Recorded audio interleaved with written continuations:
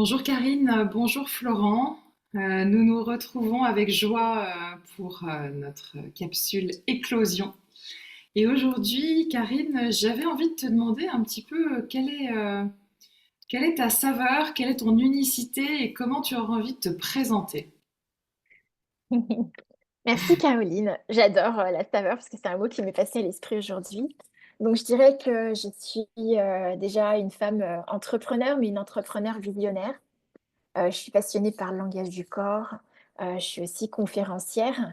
Et je dirais mon unicité, c'est d'accompagner les femmes à se réconcilier avec leur corps.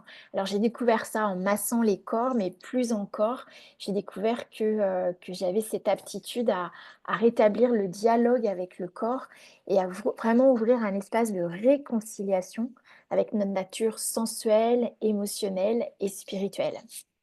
Mon objectif, c'est vraiment que les femmes disent oui à la femme puissante qu'elles sont pour qu'elles choisissent d'impacter par leur exception. Magnifique. Et donc, tu arrives à lire les corps? Oui, absolument. Le langage du corps est un langage universel. C'est un langage en fait qui est énergétique puisque le corps est énergie. Et donc, pour moi, c'est pas quelque chose qu'on doit apprendre, c'est quelque chose qui est inné, mais qui a été souvent pas été suffisamment, posé dans l'écoute pour qu'on puisse, l'utiliser pleinement. Donc l'idée ici, c'est de réveiller en soi ce langage du corps, pour, initialiser vraiment des changements, des transformations, je dirais pour que la guérison avec le corps devienne fluide, aisée, et voire même amusant parce qu'on peut vraiment transformer, prendre soin de son corps autrement. Mon invitation, c'est vraiment de redécouvrir le langage énergétique du corps pour initier une expérience corporelle, hors du commun.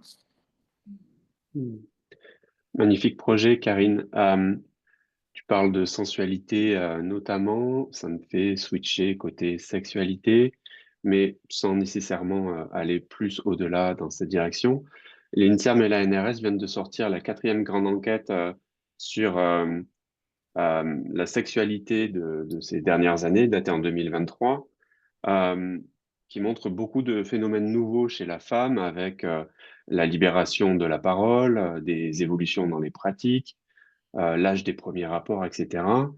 Puisqu'on parle de tout ce qui est conflit autour du corps chez la femme, tu envisages de lancer un espace de transformation, c'est bien ça, dans lequel tu proposes de découvrir le langage énergétique des corps chez les femmes?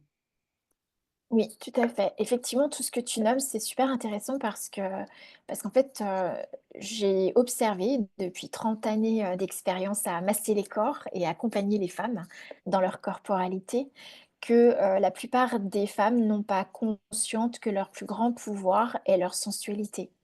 Et que Hmm. ça passe effectivement par le réveil des sens, par la reconnexion à leur désir. Et bien évidemment, le désir, c'est notre énergie sexuelle. C'est comment est-ce qu'on la vit? Est-ce qu'on l'accueille pleinement? Est-ce qu'on l'utilise pour transformer et créer tout ce qu'on a à transformer dans notre vie? Ou est-ce qu'au contraire, c'est un espace de souffrance, c'est un espace de frustration, c'est un espace où nos désirs sont coupés et en fait, le désir est dépendant du désir que l'autre a pour nous, par exemple. Donc effectivement, mon objectif, c'est d'ouvrir un nouvel espace de transmission pour se réconcilier avec tous ces aspects du corps et surtout le pouvoir de séduction de la femme, et donc de redécouvrir effectivement ce langage énergétique. Je dirais même aller libérer ce que les femmes portent depuis des générations en générations, qui a été verrouillé dans leur corps pour qu'elles puissent vraiment s'autoriser de nouveau à être initiées par leur corps à des espaces, de changement inexplorés, juste magiques parce que être connecté à sa sensualité, à son désir, c'est l'espace de tous les possibles, qui sont ouverts. Moi, ce qui me vient, Karine, c'est est-ce que ça peut faire peur d'être connecté à sa puissance féminine?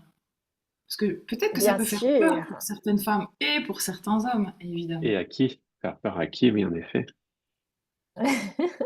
ça La fera peur, puissance ça fait peur. masculine. Ouais, Vas-y, Karine, oui, vas-y. oui.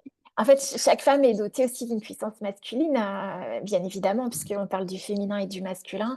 L'idée n'est pas d'empuissancer que le féminin. L'idée est de réconcilier justement l'aspect féminin et masculin en soi. Mais effectivement, vous avez complètement raison, c'est-à-dire qu'on a toutes les raisons d'avoir peur. Pourquoi? Parce que c'est ce qu'on a diabolisé chez la femme, son pouvoir de séduction, sa sensualité, son énergie sexuelle, depuis des générations, des générations.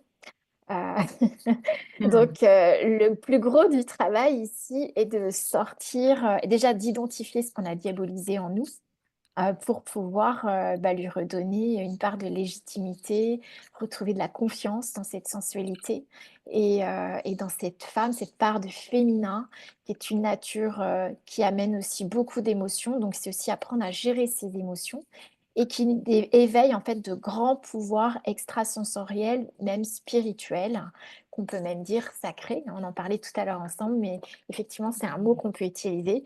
Alors, je ne l'utilise pas d'emblée parce qu'effectivement, ça peut faire peur. Mais l'idée ici, c'est effectivement d'ouvrir cet espace, pas juste dans le plaisir de rester dans un espace, on va dire, éthéré, mais pour pouvoir en incarner l'aptitude à transformer notre réalité dans le quotidien. Que ce soit en tant que femme épouse, que ce soit en tant que femme mère, que ce soit en tant que femme amie, que ce soit en tant que femme entrepreneur visionnaire. Je dirais que Mm. c'est 30 années au cours desquelles j'ai facilité et été témoin de changements phénoménaux dans mon propre corps, mais aussi dans le corps de centaines de femmes, et qu'on peut aujourd'hui se réapproprier tous ces éléments. Hmm. Et d'ailleurs, c'est mon plus grand rêve d'initier les futures prêtresses d'une réalité différente avec leur corps. Voilà qui sonne très bien. Waouh, super. Merci Karine pour ce partage. Merci à toi, ça donne envie. Merci. Merci pour ces questions parce que c'est vrai que c'est un espace où on peut donc partager davantage encore. Donc merci beaucoup.